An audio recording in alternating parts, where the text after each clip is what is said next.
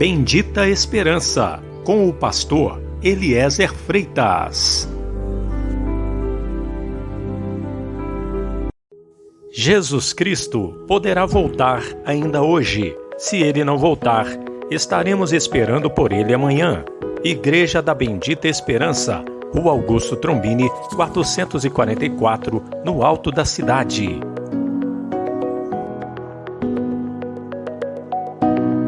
Mas o que profetiza, fala aos homens, edificando, exortando e consolando. Boa noite, meu irmão, boa noite, minha irmã. A paz seja com todos.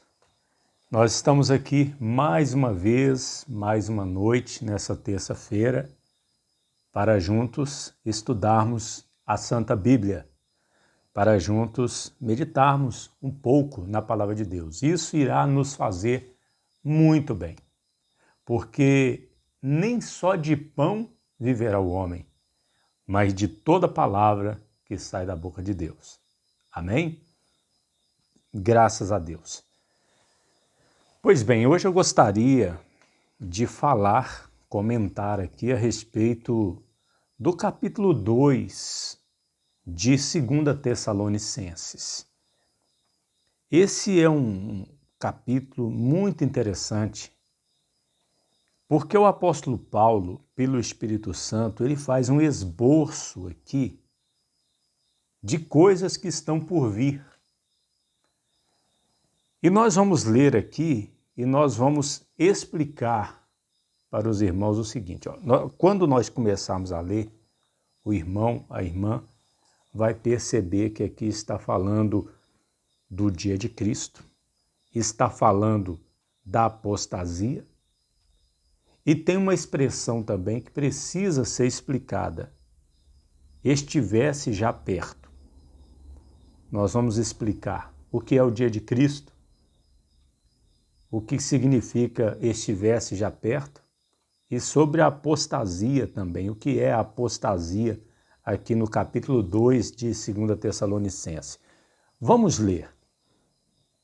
Está escrito assim: Ora, irmãos, rogamo-vos pela vinda de nosso Senhor Jesus Cristo e pela nossa reunião com Ele, que não vos movais facilmente do vosso entendimento, nem vos perturbeis, quer por espírito, quer por palavra, quer por epístola, como se o dia de Cristo estivesse já perto. Ninguém de maneira alguma vos engane, porque não será assim, sem que antes venha a apostasia e se manifeste o homem do pecado, o filho da perdição. Ou seja, como eu disse aqui, 3 coisas que precisamos explicar, mostrar para os irmãos o significado. O dia de Cristo, estivesse já perto, e apostasia. Esses 3 termos. Primeiro vamos falar do dia de Cristo. O que vem a ser o dia de Cristo? O dia de Cristo, ele é um período de tempo onde a ira do Cordeiro vai atingir esse mundo. Esse tempo ainda não veio, ele virá. O dia de Cristo ainda virá. Pelo que nós podemos notar e concluir, que os cristãos ali de Tessalônica, eles estavam, de repente, pensando que o dia de Cristo já tinha chegado, que o tempo da ira, talvez por causa das lutas, por causa das tribulações que eles estavam passando, talvez. Então Paulo, ele corrige que o dia de Cristo ainda não era chegado, e nós vamos falar sobre isso daqui a pouco. O dia de Cristo, ele é um período de tempo que ele começa em Apocalipse capítulo 6, versículo 1. Apocalipse capítulo 6, versículo 1. Quando o Cordeiro começa a abrir os selos. Pois bem, Podemos ver aqui em Apocalipse capítulo 6, versículo 16. E diziam aos montes e aos rochedos: caí sobre nós, e escondei-nos do rosto daquele que está assentado sobre o trono e da ira do Cordeiro. Olha aí, a ira de quem? Do Cordeiro. Porque é vindo o grande dia da sua ira, e quem poderá subsistir? Meu irmão e minha irmã, olha aí. O dia da ira do Cordeiro, este é o dia de Cristo. Então, os homens se dão conta que já estão vivendo no dia de Cristo aqui em Apocalipse 6, 16 e 17. Mas ele começa aqui com a abertura do primeiro selo, quando sai o cavaleiro do cavalo branco, que é o anticristo. E esse dia de Cristo, ele é visto aqui com detalhes, os seus eventos desse período de tempo, porque a palavra dia, quando aparece na Bíblia, ela é definida pelo seu contexto. Então, dependendo do contexto, é um dia de 24 horas, e dependendo do contexto, é um período de tempo. A palavra hebraica para dia pode significar o dia de 24 horas, pode significar um tempo também, depende do contexto. Então, o dia de Cristo aqui não é um dia de 24 horas, é um tempo, é um período de tempo. Então, ele começa aqui em Apocalipse 6, 1 e vai até Apocalipse 20, versículo 6. Esse é o dia de Cristo. Então, esse dia não tinha chegado. E aqui nós paramos para falar sobre a outra expressão. Como diz aqui em 2 Tessalonicenses 2, 2, como se o dia de Cristo estivesse já perto. Essa palavra em grego significa claramente colocar a mão, que significa ter chegado, ou significa ser tempo presente. Não quer dizer, por exemplo, que ele está dizendo, como se o dia de Cristo estivesse perto de acontecer. Não, não é isso. É semelhante ao que está escrito lá em Isaías 55, 6. Buscai o Senhor enquanto se pode achar, invocai-o enquanto está perto. Não é isso que está escrito? Vamos ver aqui Isaías 55, 6. Vamos conferir aqui. Isaías 55, versículo 6.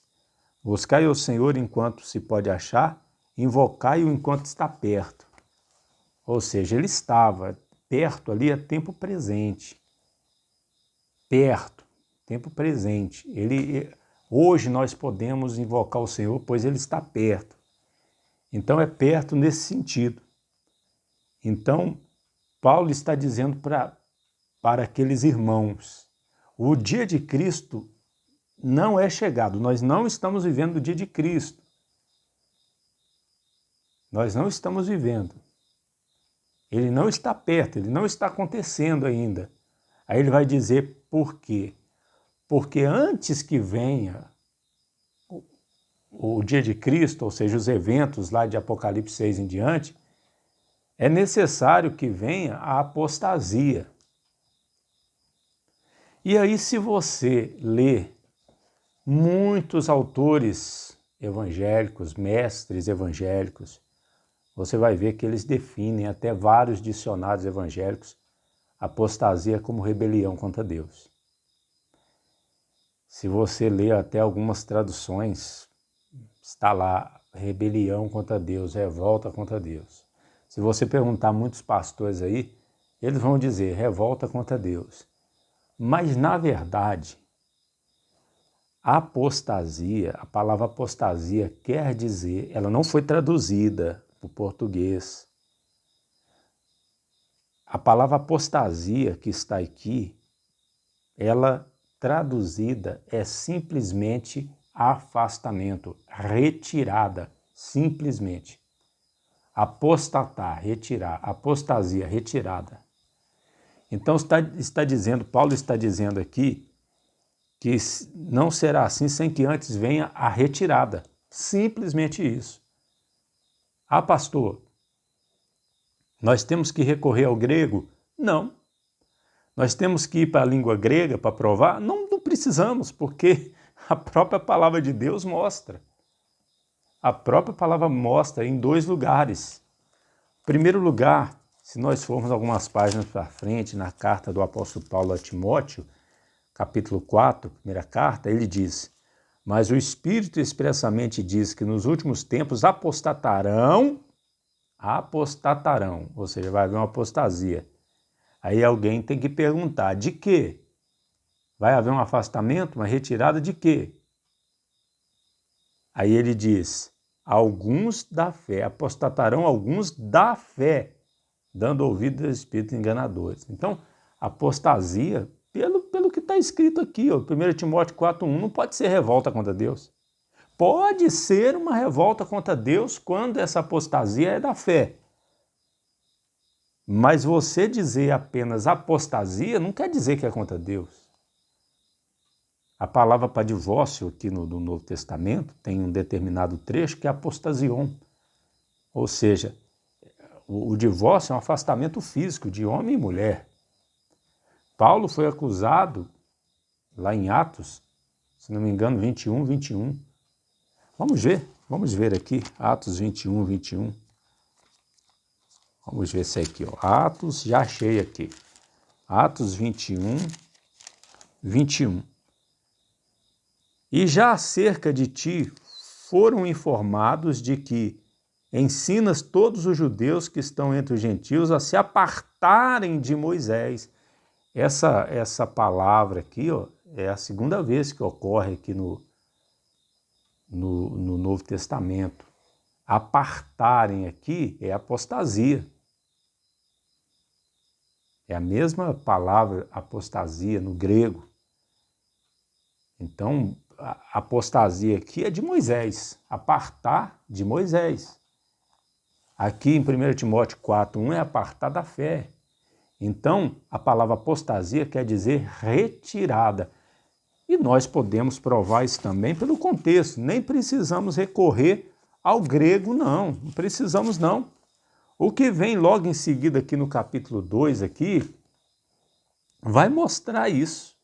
Por exemplo, no capítulo 2, versículo 7 de 2 Tessalonicenses, diz: porque já o mistério da injustiça opera, somente há um que agora o retém, até que do meio seja tirado. Até que do meio seja tirado. Então vai haver uma retirada. Então essa apostasia, ela tem que vir antes do dia de Cristo.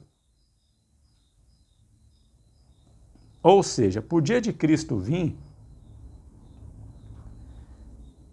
tem que ser retirado algo. Algo tem que ser apartado aqui dessa terra. E o que é que vai ser apartado aqui dessa terra, retirado? A igreja, o amor da verdade. O amor da verdade é o Espírito e a noiva dizem vem. Quem tem sede, toma de graça da água da vida. Tome de graça da água da vida. Então, o Espírito Santo, o Espírito e a noiva, vão subir para o encontro do Senhor nos ares. Então, isso é a apostasia, a retirada. O certo seria eles terem traduzido aqui como retirada, mas não quiseram traduzir, deixaram só apostasia, sem traduzir.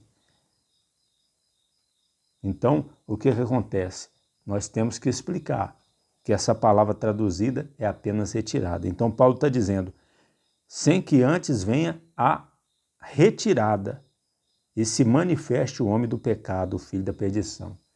Veja que, para vir o dia de Cristo, tem que acontecer duas coisas. A retirada da igreja, o arrebatamento da igreja, e o anticristo tem que manifestar, porque ele vai fazer uma aliança com muitos.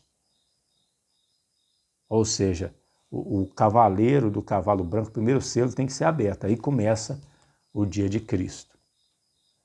Interessante que o apóstolo Paulo, ele, como eu disse, ele faz um esboço aqui de eventos futuros.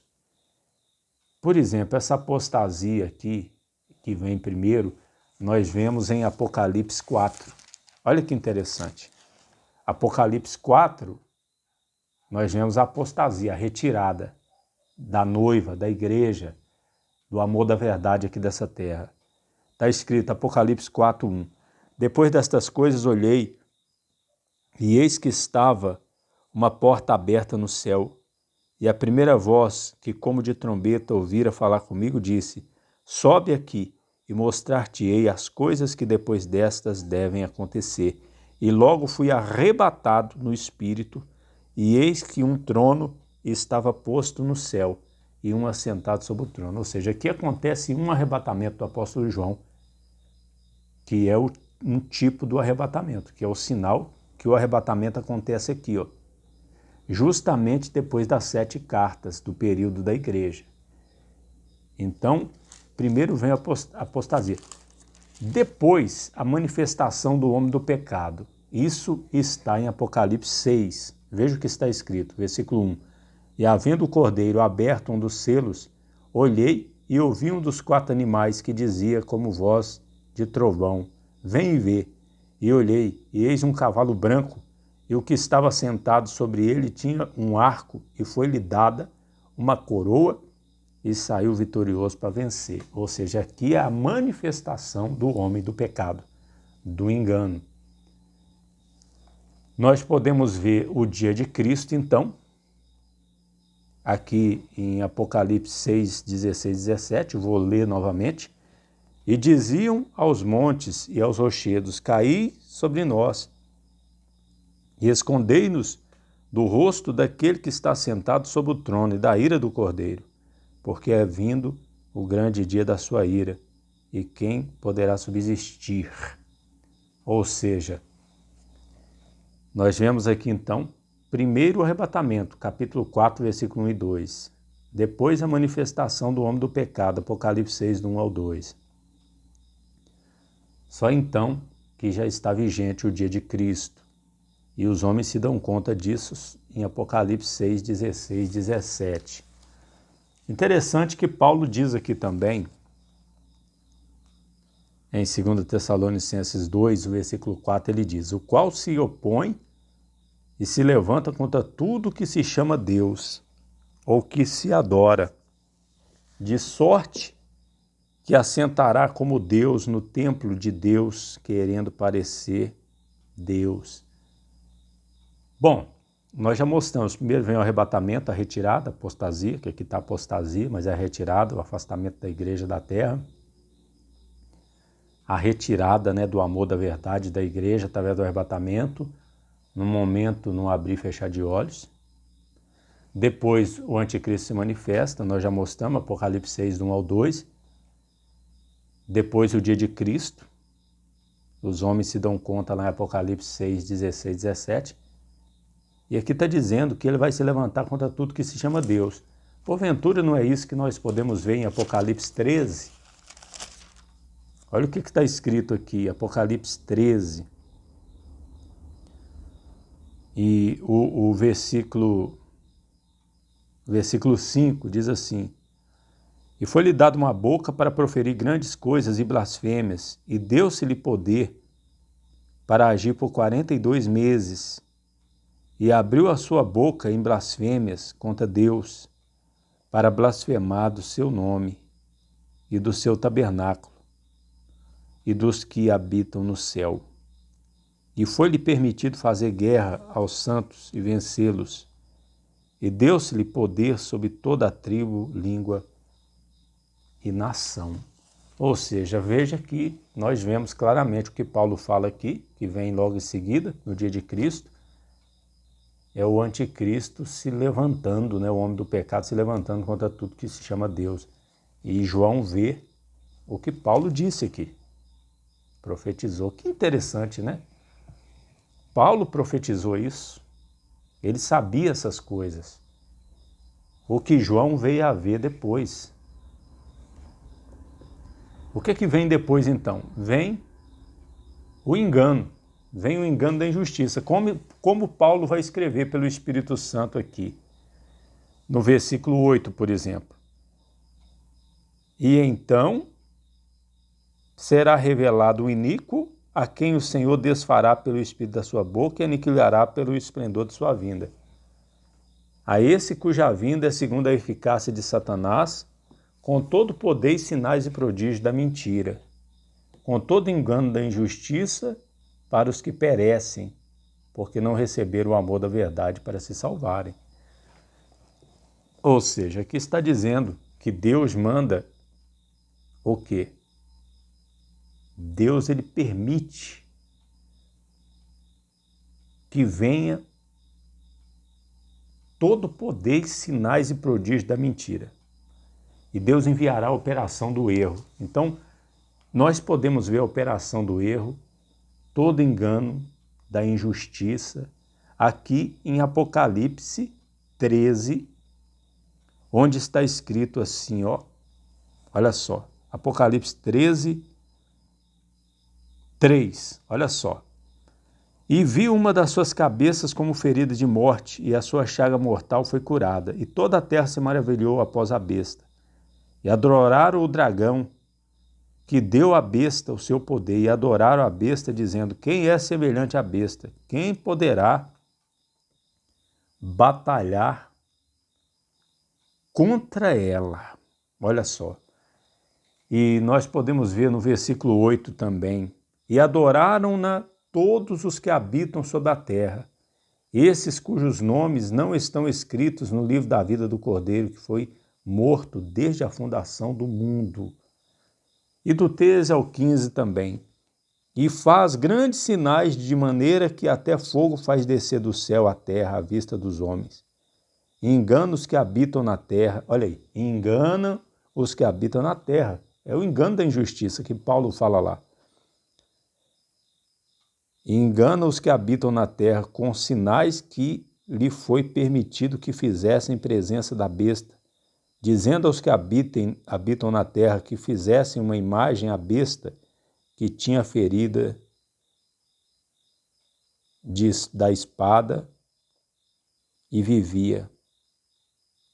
E foi-lhe concedido que desse espírito à imagem da besta, para que também a imagem da besta falasse, e fizesse que fossem mortos todos que não adorassem a imagem da besta. É incrível, né?